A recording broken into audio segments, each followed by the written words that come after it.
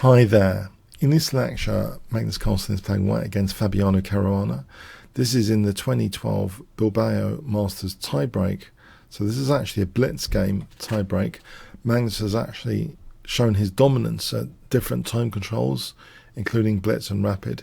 So e4 for Magnus. We have the Sicilian defense from Caruana, knight f3, e6, now g3. So there's potentially x-rays on this diagonal, and we have b6, which is actually going into an x-ray target with multiple obstacles, 1, 2, and maybe a piece on c6, but 3 to hit the target. So just bear that in mind. b6 may actually be a bit risky already. There are two other ways of playing this without creating an x-ray target on this diagonal. So one is d5, in fact, e takes, e takes. This is a different type of game, and one which white's edge should be limited. Another way of playing is knight c6. So d3, g6, black can just fianchetto. And this is a way to get a very decent position for black. It's about even, this position. But what is played is actually, setting up a potential x-ray target. We have bishop g2, bishop b7, queen e2. So this is interesting. d4 is also a decent move here. C takes, knight takes, this position, knight c3. Let's say bishop e7, bishop e3, knight c6. We have a decent game here with a nice advantage in any case. But queen e2, we have d6. And now d4. C takes, knight takes d4. Knight f6, and Magnus castles. So there's only one obstacle here for b7. Bear that in mind. We have knight bd7, and now rook d1. This is a very interesting kind of maybe setting a trap naturally kind of move. If we had played e5 here, this is not working to hit the knight and bishop. Black plays bishop takes g2. If we play e takes, black has bishop takes f1 hitting our queen. So note how maybe e5 is more effective now. a6 actually makes things a load worse for black. So queen c7 might actually be more to the point here, even though it seems to encourage knight b5. If knight c3, a6, this is to show the strength of the position. Guess what white can play here in this sideline? Yeah, white can actually play knight d5 with the king still in the centre. This is quite dangerous. E takes, e takes. If bishop e7, knight f5, and we have quite a dangerous position in its own right here with a significant advantage for white. That's one thing. And yeah, if knight e5, f4, and this is also decent after knight c6. This is a pretty decent position for white.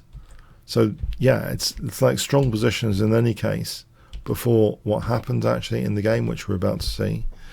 So this would be strong. So in the game, a6. So is e5 powerful here? What do you think? So you might want to pause the video and work out some continuations. In fact, you could say that there's x-ray target to the king with these two obstacles, e4 and e6, as well as one obstacle to b7. So it's like two x-rays going on here in a way. And in fact, e5 is really tapping into both. We have bishop takes g2. If d takes, we'll play bishop takes b7 and take the exchange. This position, we can actually play c3. That's a useful move here, instead of taking on d4 to accelerate our development. Big advantage for white overall. Okay, so bishop takes g2. So what's the harm here? E takes. Well, what does black actually do here? In fact, we've removed obstacles on the e file. Black tries bishop h3. If bishop b7, guess what we can play here? Yeah, it's actually knight takes e6. Yeah, this x-ray comes into the firing line. On the e file, black comes into the firing line.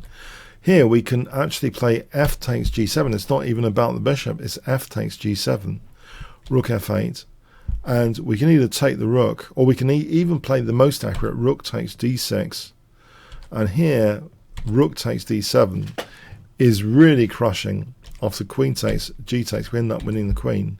Check first, or mating. Even better than taking the queen, we can actually play bishop h6 and just mate like this. That's the very strongest continuation. So yeah, black gets absolutely demolished with knight takes e6. These tactics, you know, taken to the most precise, just lead to a checkmate. So rook takes d7 here, g takes, and this is just leading to a checkmate. Great stuff. So if bishop d5, c4, then we push the bishop away from e6. If black's going to have to give up the bishop, that's a disaster. So bishop h3, which seems to have the perk of protecting e6.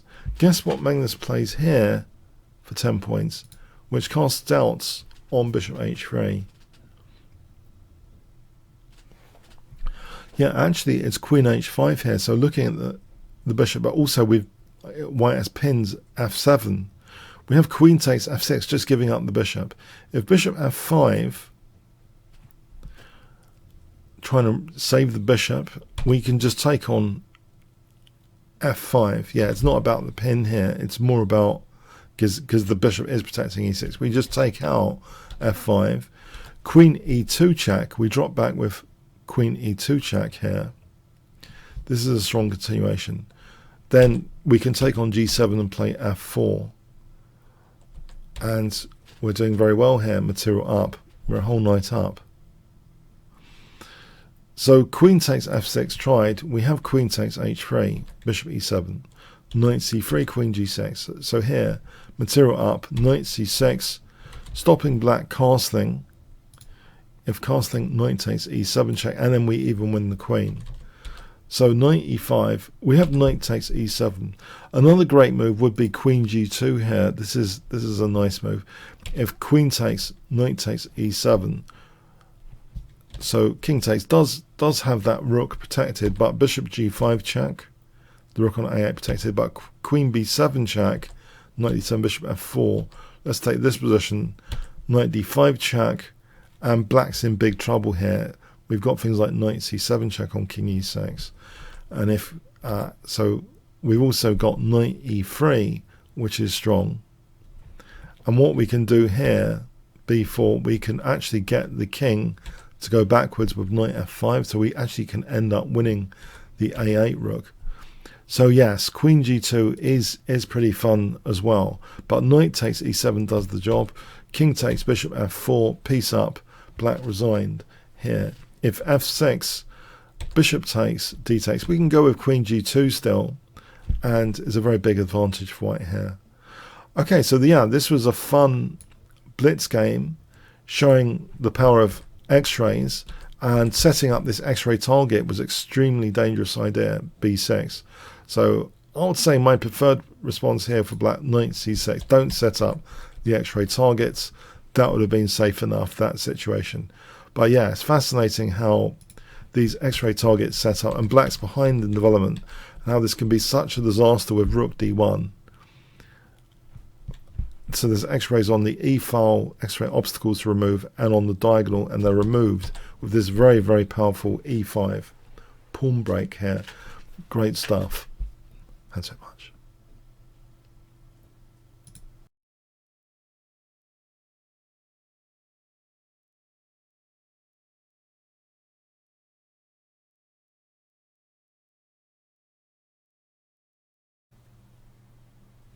I hope you enjoyed this free sample lecture. It's from one of my courses. You can check out my courses at kingscrusher.tv. So you'll get these coupon codes which will give you great discounts. I have over 50 courses now, been working on them for the last few years. All sorts of chess topics, chess skill topics like tactics, calculation, visualization. And you can see my previous bestsellers highlighted. So I do hope you check out this Kingscrusher TV page.